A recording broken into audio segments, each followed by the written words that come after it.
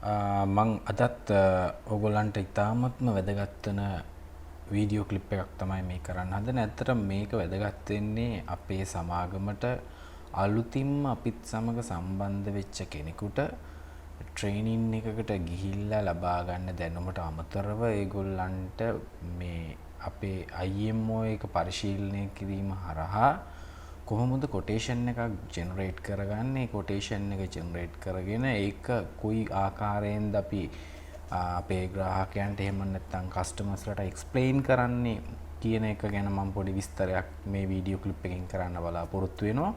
එතකොට මේකෙදි මම බලාපොරොත්තු වෙන්නේ නැහැ අපේ සමාගමේ තියෙන හැම ප්‍රොඩක්ට් එක ගැනම ඕගොල්ලන් එක කතා කරන්න. මොකද එහෙම ඒක ලොකු විෂයපතයක්. එතකොට ඒකෙදී මම බලාපොරොත්තු වෙන්නේ මුලින්ම එන කෙනෙකුට ඉගෙන ගන්න ලේසිම ප්‍රොඩක්ට් එක විදිහට මම දකින්නේ easy pension කියන plan එක. එතකොට මේ easy pension plan එක තමයි මම අද ඔයගොල්ලන්ට කියලා දෙන්න යන්නේ. ඉතින් මේකට යද්දි හැමෝටම මම දන්නවා අලුතෙන්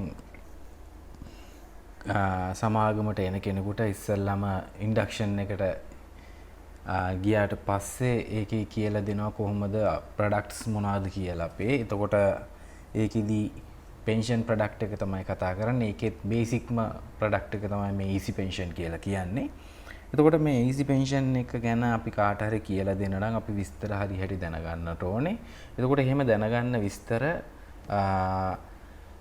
අපි කොයි ආකාරයෙන්ද ඒගොල්ලන්ට ප්‍රසන්ටේෂන් එක කරන්න කියන එකත් මම මේකම කියලා දෙනවා. එතකොට මේකෙදි මම බලාපොරොත්තු වෙන්නේ ඕගොල්ලන්ට මම හිතනවා ඕගොල්ලන්ට කෝඩ් එක ගත්ත ගමන් ඕගොල්ලන්ට IMO එකට ලොග් වෙන්න. කියන්නේ අපේ ඕනම අලුතෙන් එන සමාජිකයෙකුට කම්පැනි එක IMO සිස්ටම් එක දෙනවා. ඇවිල්ලා දවසෙන් ඒගොල්ලන්ට ඊට පහුවෙන්දා ඉඳන් ඒගොල්ලන්ට පුළුවන් net එක යූස් කරලා එහෙම නැත්නම් අන්තර්ජාලය හරහා IMO කියන වෙබ් පෝර්ටල් එකකින් ලොග් වෙලා ඒගොල්ලන්ගේ තමන්ටම ආවේනික වෙච්ච පේජ් එකක් වෙනම සමාගම නිර්මාණය කරලා තියෙනවා කෝඩ් නම්බර් එකකට අනුයුක්ත කරලා. එතකොට ඒකට අදාළව පාස්වර්ඩ් එකක් ක්‍රියේට් කරගෙන ඕගොල්ලන්ට පුළුවන් මේ IMO එකට ලොග් වෙන්න ඕනම අලුත් සමාජිකයෙකුට. එතකොට එතනදි කරන්න තියෙන්නේ කෝඩ් එක ආපු පළවෙනි දවස දෙවෙනි දවසේ ඉඳන් තමයි යාට මේ IMO එකට ලොග් වෙන්න අවස්ථාව ලැබෙන්නේ. එතකොට මුලින්ම කරන්න ඕනේ ඉස්සෙල්ලාම forget IMO එක කෙලින්ම පාස්වර්ඩ් එකක් නොලැබිච්ච කෙනෙක් කරන්න ඕනේ. මම මේක පෙන්නන්නම් මේ විදිහට.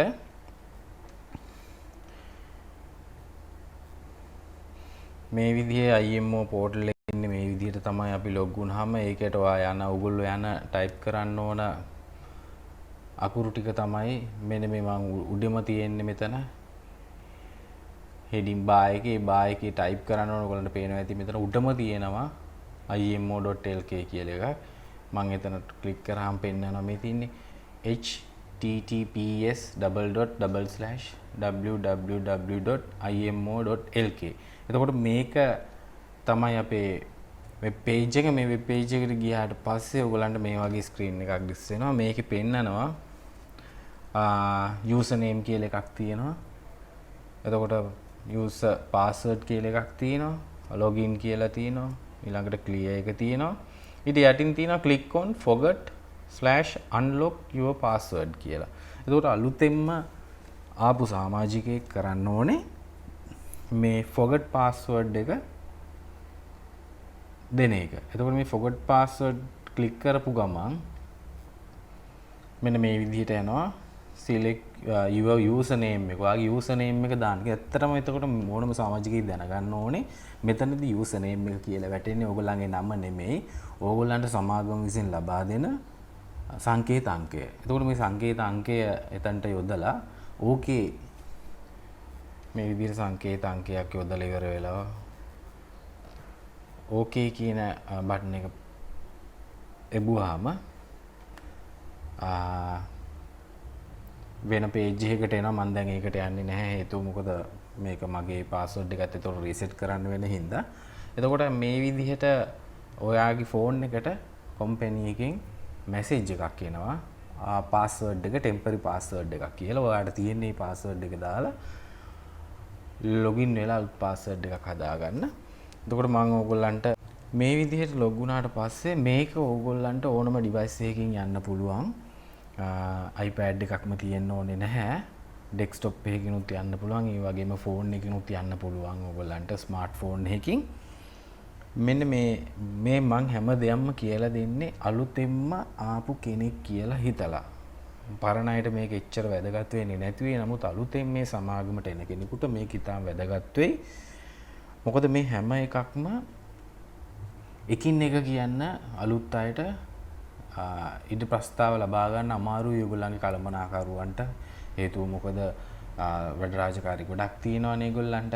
එතකොට මේකෙදී ඒක උගන්වන ට්‍රේනින් ඩිපාර්ට්මන්ට් එකේ ඉන්න අයට ලේසි වෙන්නත්, ඒ වගේම කළමනාකරුවන්ට ලේසි වෙන්නත්, ඊළඟට ප්‍රාදේශීය කළමනාකරුවන්ට ලේසි වෙන්නත් තමයි මම මේ වීඩියෝ එක කරන්නේ. එතකොට මේකේ බලන්න අපි දැනගත්තු මේ පේජ් එක මටම ආවේනික පේජ් එකක්. ඒක ඕගොල්ලන්ටත් ඒ විදිහට තමයි. මෙතන උඩම පෙන්නනවා රතු පාට ලොකු දිග තීරුවේ කම්පැනි නම තියෙනවා අතපැත්තේ. ඊළඟට තියෙනවා කෝඩ් නම්බර් එකක් පෙන්නනවා ඔයාට. මේ වගේ පේජ් එක. මම මේ පේජ් එකේ වෙනස්කම් කරන ඒවා ඉස්සරහට කතා කරන්නම්. දැන් මම කතා කරන්නේ ආපු ගමන් කරන්න ඕන වැඩේ. අපි මේකට ව්‍යාපාර හඳුන්වලා දෙන්න. කොහොමද ව්‍යාපාර ගන්නෙ? ව්‍යාපාර වලට කීයක් ආයෝජනය කරන්න ඕනද කියලා අපි ග්‍රාහකයන්ට කියලා දෙන්න ඕනේ. හින්දා ඒක දැනගන්න ඕනේ. හින්දා පළවෙනිම දේ අපි කොටේෂන් ජෙනරේට් කරන එක කරලා ඉමු. එතකොට මේක මේ විදිහට උඩට යද්දී ඔයගොල්ලන්ට පේනවා ඇති. මේ තියෙන්නේ අයිකන් 15ක් තියෙනවා. මේ අයිකන් 15 ඔයගොල්ලන්ට පේන ඇති යටම තියෙනවා දුඹුරු පාට අයිකන් එක. මේ අලු පාටට හුරු අයිකන් එකක් my quotation කියලා. එතකොට ඒක ක්ලික් කරාම ඔයගොල්ලන්ට පේනවා මේ විදිහට තව පේජ් එකක් කරනවා. ඒ පේජ් එකේ තියෙනවා අයිකන් දෙකක්. ඒකේ නිල් පාට අයිකන් එක ක්ලික් කරන්න live quotation online කියන එක. ওই විදිහට මේ එන්නේ දැන් quotation system එක. මේකෙන් තමයි අපි ග්‍රාහකයෙකුට ඕන කරන quotation එකක් නිර්මාණය කරගන්නේ. එතකොට මෙතනදී අපි දැනගන්න මොහොතේ තමයි මේ quotation එක ගන්න. එනකොට ඕගොල්ලෝ අනිවාර්යෙන් මේ කස්ටමර්ගේ නමයි උපන්දිනේ සහ මේ ග්‍රාහකයා දැරිය යුතු සමාජික මුල්ම කියන්නේ. එහෙම නැත්නම් වාරිකයේ පිළිබඳ යම්කිසි අවබෝධයක් තියෙන්න ඕනේ. එතකොට මේ උඩම පෙන්නනවා දැන් බලන්න මේ රතු පාට තීරුවට යටින් පෙන්නනවා generate quotation කියලා. ඒ කියන්නේ අපි දැන් මේ ඉන්නේ generate quotation කියන page එකේ. ඒකේ ඊළඟට තියෙනවා select product කියලා. product එකේ බලන්න නිල් පාට වෙලා තියෙනවා කොටුවක්. එතන අර ත්‍රිකෝණයක් වගේ පොඩි කෑල්ලක් තියෙන. අන්න එතන මම ක්ලික් කරනවා. එතන ක්ලික් කරාම පෙන්නනවා අපේ සමාගමේ දැනට අපිට විකිණිය හැකි සියලුම ප්‍රොඩක්ට් ටික මෙතන පෙන්නනවා. ඒකෙන් මම දැන් ඕගොල්ලන්ට කියලා දෙන්න යන්නේ අන්තිම ඉඳලා උඩ අන්තිම එකේ ඉඳන් උඩ එක easy pension V2 කියන ප්‍රොඩක්ට් එක ගැන. එතකොට මේ ප්‍රොඩක්ට් එක ගන්න පර්පස් ගොඩක් තියෙනවා. මේකෙදි පර්පස් එක කොයි මොන හේතුවකටද ගන්න කියන එක සාමාන්‍යයෙන් ඒක වෙනස් වෙනවා ග්‍රාහකයාට සහ අපි ඒගොල්ලන්ට යෝජනා කරන ප්ලෑන් එක මත. එතකොට මේකේ මම ඊළඟට මෙතන දැන් ප්‍රොඩක්ට් එක සිලෙක්ට් කරාට පස්සේ මෙතන තියෙනවා personal details කියලා කැලලක්. ඒකේ දාන්න ඕනේ name of the life assured කියන තැන තියෙනවා Mr කියලා එකක්. පේනවද? එතන ත්‍රිකෝණේ ක්ලික් කරාම ඔයගලන්ට පෙන්නයි Mr Mrs Miss මේ ඕන විදිහකට අපිට ඒක වෙනස් කරලා සිලෙක්ට් කරන්න පුළුවන්. මම Mr කියලාම තියන්නම්. ඊට පස්සේ ඉස්සරහෙන් තියෙනවා surname කියලා කොටුවක්. ඊට පස්සේ other names කියලා තව කොටුවක් තියෙනවා. ඉතින් මේ ඔයගොල්ලන්ට කැමති නම් මේ other names කොටුවෙන් ඕන එකක් දාන්න පුළුවන්. බොහෝ දුරට අපි මේ surname කියන එකේ තමයි මුළු ඕනනම් මුළු නමම ටයිප් කරන්න පුළුවන්. මේක කැමති එකක් ටයිප් කරන්න පුළුවන්. නමක් වෙන්න ඕනේ නැහැ. මේ ටයිප්වා මේ කොටුවේ ටයිප් කරන එක තමයි quotation එකේ ඩිස්ප්ලේ වෙන්නේ. ඒ හින්දා අපි මේකේ ඇත්තටම අපි සාමාන්‍ය කස්ටමර්ගේ නමක් ඩිස්ප්ලේ කරන්න ඕනේ. ඒ හින්දා අපි මේකේ කස්ටමර්ගේ නමක් ගහමු.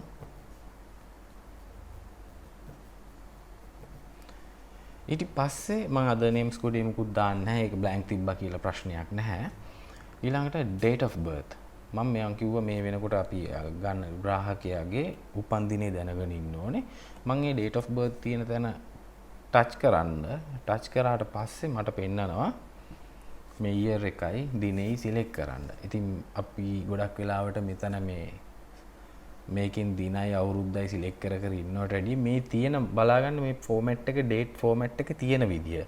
ඉස්සෙල්ලාම තියෙන්නේ දිනේ. ඊට පස්සේ මාසෙ ඊට පස්සේ අවුරුද්ද. ඒ විදිහට තමයි මේ ෆෝමැට් එක තියෙන්නේ. ඒ හින්දා මම මේක ඔක්කොම මකලා මොළ ඉඳන් මට ඕන එක ටයිප් කරනවා.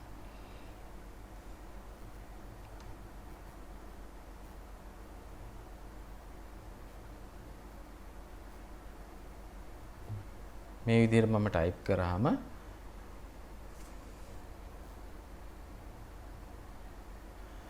මෙතන පෙන්නනවා. දැන් ඒක ටයිප් කරලා ඉවර වෙච්ච ඒක ටයිප් කරලා අපි කොහේ හරි මේ තියෙන තැනක ටච් කරාම ස්ක්‍රීන් එකේ වෙන අනිත් තැනක ටච් කරපුවම ඒකේ ඩීටේල්ස් ටික අරගෙන ඔටෝමැටිකලි කවුන්ට් කරගන්නවා next year එකට මේ කස්ටමර්ගේ බර්ත්ඩේ එක කීයද කියලා. ඔයගලන්ට පේනවා ඇති මෙතන පෙන්නනවා ඒජ් එක 38 කියලා තියෙනවා. ඒ කියන්නේ දැන් අපි යමුතුවෙන් මේ කස්ටමර්ගේ next year birthday එක හදන්න දෙයක් නැහැ. ඒක ඔටෝමැටිකලි හදලා අරගෙන ඉවරයි.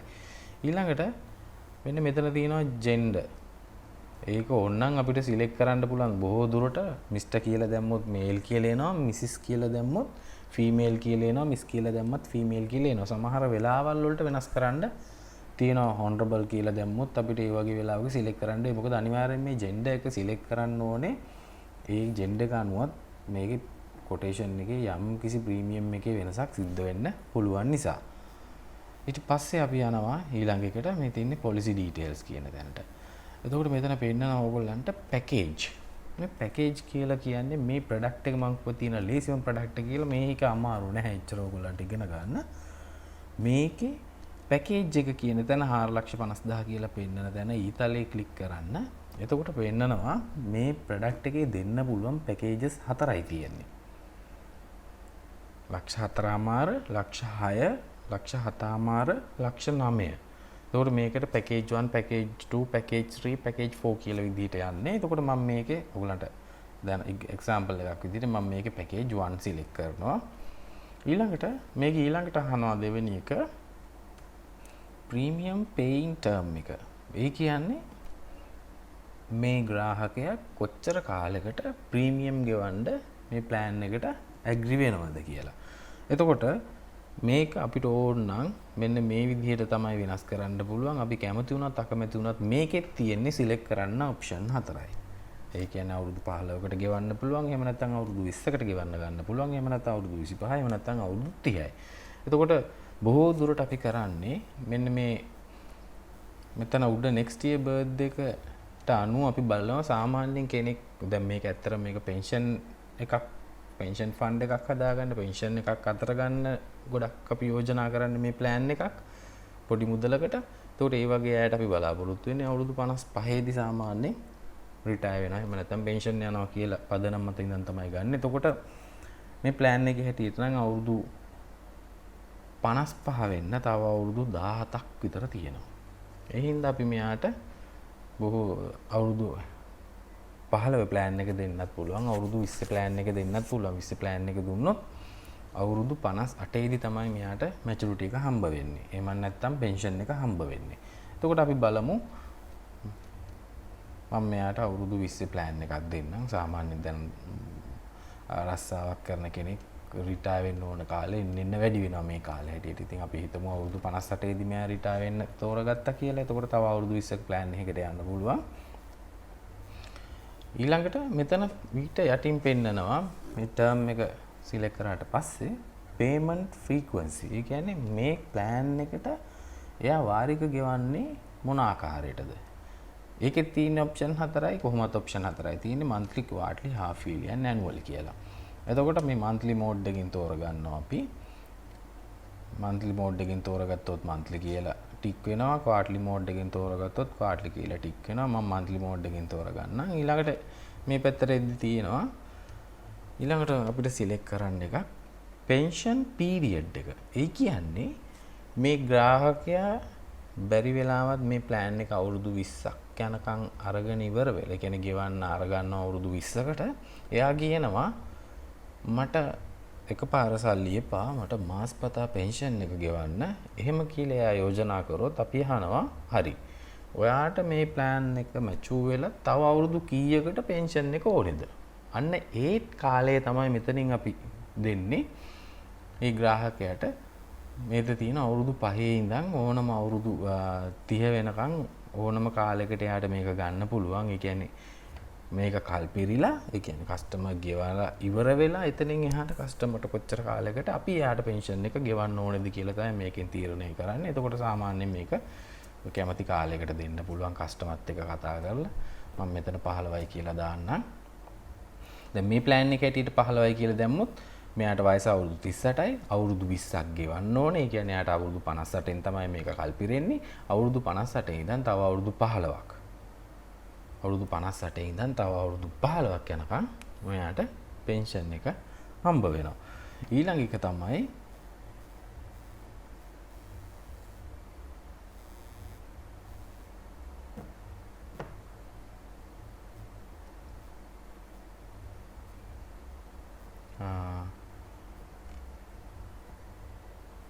මේක පෙන්නනවා රයිඩර් ඩීටේල්ස්. මේ රයිඩර් ඩීටේල්ස් කියන තැන ඔයගොල්ලාට වෙනස් කරන්නත් තියෙන්නේ කෑලි දෙකයි. අනිත් කිසි දෙයක් ගැන වග වෙන්න දෙයක් නැහැ.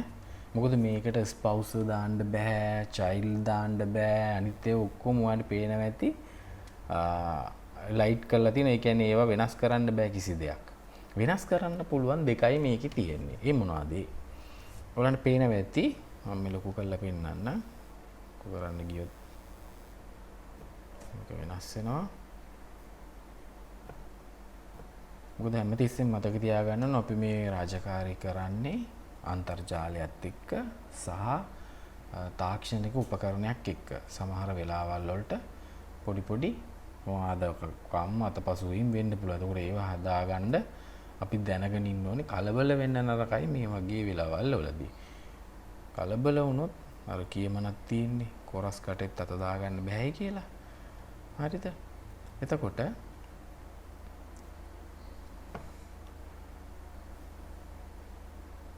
මට ආයේ කොටේෂන් එකට යන්න වෙනවා. මම දැන් ටග් ගාලා පෙන්නන්නම් ඔයගොල්ලන්ට. මොකද මේක කී පාරක් බලාගත්තත් කමන්නේ. මම මේ කතා කරන්නේ අලුතෙන් මේ කොටේෂන් එකක් ජෙනරේට් කරන සමාජිකයන්ට දැනගන්න. එතකොට ඒගොල්ලන්ට මේක ලේසි වෙයි. දෙපාර තුන් පාරක් කිරීම තුලින් right. ඊළඟට දැන් මම කතා කරනවා මෙතන ඊළඟ දැන් මේ ඩීටේල්ස් ටික අපි මීට කලිනුත් කතා කරා. ප්‍රීමියම් එකත් අවුරුදු 20කට ගෙවන්න දැම්ම මන්ත්ලි ගෙවන්නේ. ඊළඟට මේ රයිඩර් ඩීටේල්ස් කියන තැන ඉඳන් පල්ලෙහාට කතා කරමු. මෙතන ඔයගලන්ට පේනවා ඇති තියෙනවා ඇඩිෂනල් ලයිෆ් බෙනිෆිට් කියලා එකක් 4,50,000ක් පෙන්නලා. ඒ 4,50,000 කියලා කියන්නේ මේ ප්ලෑන් එකේ හැටියට එයාට හම්බ වෙන ලයිෆ් කවර් එක තමයි 4,50,000 කියලා කියන්නේ. ඒ කියන්නේ මේ ග්‍රාහකයා මේකට ගෙවන් යන කාලය තුලදී එයාගේ ජීවිත හානියක් සිදු වුණොත් සාමාන්‍ය මරණයකින් 4,50,000ක් හම්බ වෙනවා කියලා ඒක පෙන්නන්නේ. ඒතකොට ඒක දැන් අපිට මෙතන වෙනස් කරන්න බෑ. ඒක වාට බලන්න ටච් කරා කියලා ඒක වෙනස් වෙන්නේ නැහැ. ඊළඟට යටින් තියෙනවා සුරත් සර්වයිවල් බෙනිෆිට්. මේ සුරත් සර්වයිවල් බෙනිෆිට් කියලා කියන්නේ මේ කොටේෂන් එකේදී තමයි ඔන්න ඕගොල්ලන්ට මේ සුරත් කියන වචනේ දැනගන්න ලැබෙන්නේ අලුතෙන් ආව සමාජිකයෙකුට. නැත්තම් ඊට කලින් ඕගොල්ලෝ ඉගෙනගෙන ඇත්තේ ක්‍රිටිකල් ඉල්නස් බෙනිෆිට් එක කියලා. ක්‍රිටිකල් ඒ කියන්නේ දරුණු ලෙඩ රෝග සඳහා ගෙවන ප්‍රතිලාභයක් මේ. එතකොට මේකට තමයි අර අපි කියන්නේ ඉල්නසස් මේකේ හැටියට නම් ඉල්නසස් 22ක් කවර් කරනවා අපි. ඒ ඉල්නස් 22කින් මොන හරි ඉල්නස් එකක් වුණොත් එකපාර ගාණක් මේ ග්‍රාහකයාගේ අතට හම්බ වෙනවා මෙයා ගෙවන් යන කාලය තුලදී. එතකොට ඒ සුරත් සර්වයිවල් බෙනිෆිට් එකට මේකේ පෙන්නන්නේ මේ ප්ලෑන් එකේ හැටියට දාන්න පුළුවන් උපරිම රුපියල් ලක්ෂයයි. ඕන්න නොදා ඉන්න පුළුවන් නැත්නම් දාන්න පුළුවන්. එතකොට මම මේකට ලක්ෂයක් දෙනවා. එතකොට මේ මතක තියාගන්න මෙන්න මේ රයිඩර් ඩීටේල්ස් කියන කොටුවට ඕගොල්ලෝ දාන හැම බෙනිෆිට් එකටම කස්ටමර් වැඩිපුර ප්‍රීමියම් එක ගෙවන්න වෙනවා. ඒ කියන්නේ යා ගෙවන ප්‍රීමියම් එක වැඩි වෙනවා. හැබැයි යාට මැචුරිටි එක ඊට සාපේක්ෂව වැඩි වෙන්නේ නැහැ. මැචුරිටි එක ඒ ගානමයි. මේ කවර්ස් වලට වෙනම වැඩිපුර ගෙවන්න ඕනේ. ඊළඟට අපි බලමු උපස්ථාන හොස්පිටලයිසේෂන් බෙනිෆිට්. ඒ කියන්නේ ඕනම ග්‍රාහකයෙක් දවස් 3කට වඩා වැඩියෙන්, ඒ කියන්නේ වැඩ කරන පැය 72කට වඩා වැඩියෙන් රෝහල් ගතවීමක් සිද්ධ වුණොත්, රජයේ රෝහල් හෝ පුද්ගලික රෝහලක පැය 72කට වඩා වැඩියෙන් හිටියොත් පළවෙනි දවසේ ඉඳන් එයාගේ අතට ගෙවන ගාන, මේක රෝහලට නෙමෙයි ගෙවන්නේ, අපි එයාගේ අතට ගෙවන්නේ. ඒක ගෙවන්න බලන්නේ අපි එයා ඉස්පිරිතාලේ ඉඳද්දී යාට දීපු ඇඳ ඉහපත් වාර්තාව. එහෙම නැත්නම් අපි යොකට ඉංග්‍රීසියෙන් කියනවා ඩයග්නොස් ටිකට් එක. ඒකට මේ ඩයග්නොස් ටිකට් එක බලලා තමයි අපි කීයක් ගෙවනවද කියලා තීරණය කරන්නේ. ඒකට මේ ප්ලෑන් එක හැටියට නම් එයාට යන්න පුළුවන් උපරිම දවසකට රුපියල් 1000යි. ඒ කියන්නේ නැවත වතාවක් මම කියන්නම්, දවස් 3කට වඩා වැඩියෙන් හිටියොත් රුපියල් 1000 ගානේ හම්බ වෙනවා. පළවෙනි දවසේ ඉඳන්ම හම්බ වෙනවා. හැබැයි දවස් 2ක් හොස්පිටල් එකේ හිටියා කියලා මෙයාට කීයක්වත් හම්බ වෙන්නේ නැහැ. දවස් 3කට එහෙම නැත්නම් පැය 72කට වඩා වැඩියෙන් හිටියොත් තමයි රුපියල් 1000 ගානේ හම්බ වෙන්නේ. ඒක අවුරුද්දකට දවස් 180ක් වෙනකන් මෙයාට ලැබෙනවා. හැබැයි පළවෙනි අවුරුද්දේ හම්බ වෙන්නේ දවස් 18කට විතරයි. දෙවෙනි අවුරුද්දේ ඉඳන් තමයි ඒකත් දවස් 180ක් වෙනකන් හම්බ වෙන්නේ. එතකොට මේ කියන බෙනිෆිට් එක විතරයි මේකට දාන්න පුළුවන්. මේ අනිත් ඒවා මුකුත් ඔයාට දාන්න බෑ. ඒ හින්දා අනිත් ඒවා ගැන කලබල වෙන්න එපා. ඒක දාලා ඉවර වෙලා ඊළඟට පෙන්නනවා මේ කොටේෂන් එක ඔයා දෙන්න හදන්නේ කොයි වගේ කෙනෙකුටද? ඒ කියන්නේ සිංහල කියවන්න පුළුවන් ග්‍රාහකයෙකුටද? එහෙම නැත්නම් ඉංග්‍රීසි වලින් කියවලා තේරුම් ගන්න පුළුවන් ග්‍රාහකයෙකුටද? එහෙම නැත්නම් ටැමිල් වලින් කියලා තේරුම් ගන්න පුළුවන් ග්‍රාහකයෙකුටද කියලා බලලා ඉවර වෙලා බලන්න මෙතන සිලෙක්ට් ලැන්ග්වේජ් කියලා තියෙනවා. එතන normal සාමාන්‍ය default එන්නේ English කියලා. අපිට ඕන ලැන්ග්වේජ් එකකින් මේක print කරගන්න පුළුවන්.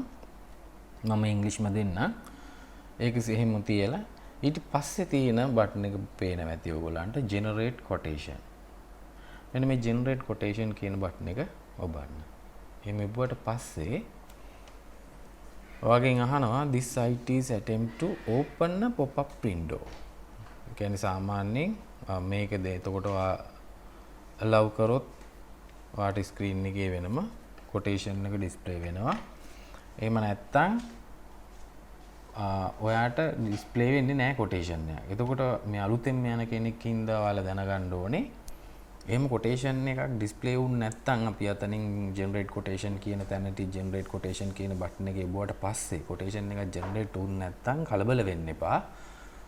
ඔයා මේකේ settings වලට ගිහිල්ලා ඔයා යන browser එකේ කියන්නේ එහෙම නැත්නම් Safari හරි Google හරි යන browser එකේ pop up window block කරලා තියෙන එක අයින් කරන්න. ඊට පස්සේ ඔයාට මේ quotation එක display වෙන්න පටන් ගන්නවා. එතකොට ඔන්න මේ තියෙන්නේ ආපු quotation එක. දැන් මේ quotation එක කියලා දෙන්න වෙනම වෙලාවක් යනවා. මම දැන් ඔයාලට මේ පෙන්නුවේ quotation එකක් generate කරගන්න විදිය. මේ quotation එක මම මුලින් කිව්වා ඔයගොල්ලන්ට මේ quotation එකත් මම explain කරනවා කියලා. නමුත් මේ වීඩියෝ මේ විදිහට ගියොත් එහෙම දිග වැඩි වෙන නිසා දැනට මම quotation එක විතරක් මේ generate කරන විදිය කියලා දෙන්න.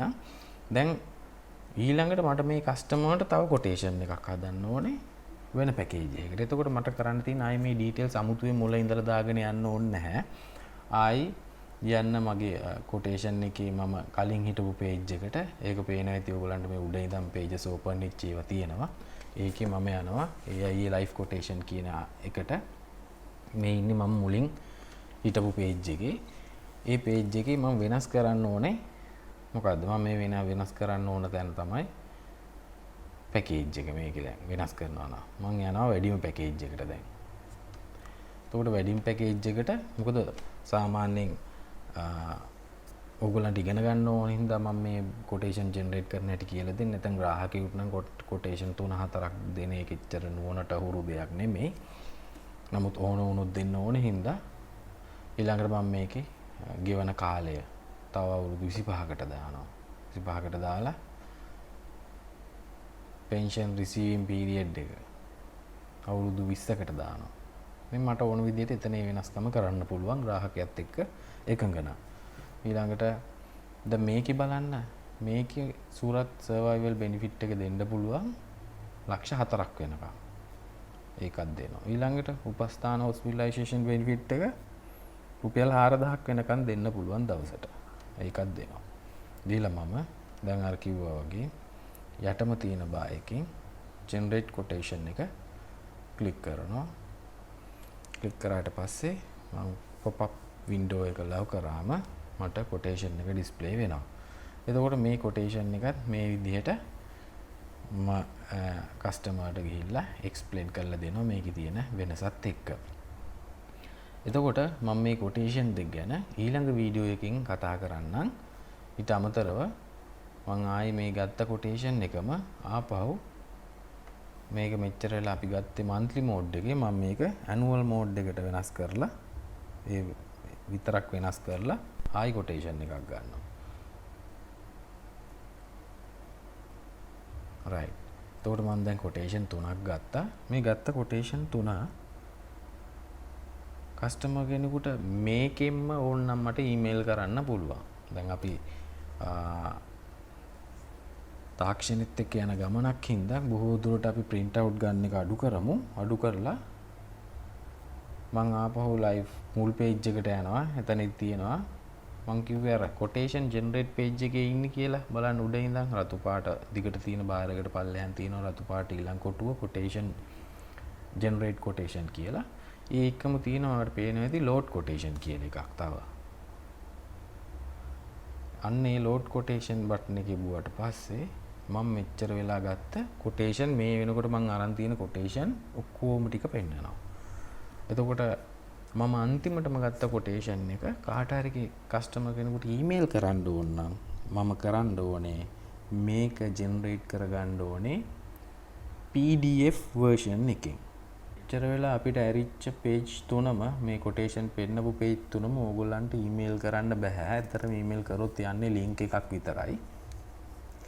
ඒකෙන් ගිහිල්ලා කස්ටමර්ට මේක බලා ගන්න බෑ. ඒ හින්දා මේ කස්ටමර්ට යවනවා නම් ඊමේල් කරනවා නම් සහ ඕගොල්ලන්ගේ අනාගතයට මේක බලා ගන්න තියා ගන්නවා නම් කොහේ හරි සේව් කරලා ඔයා අනිවාර්යෙන් මේක generate PDF කියන බටන් එකේ නම ඒ quotation එක ඉස්සරහින් තියෙන generate PDF තුන්වෙනියට තියෙන බටන් එක ඒක ඔබන්න.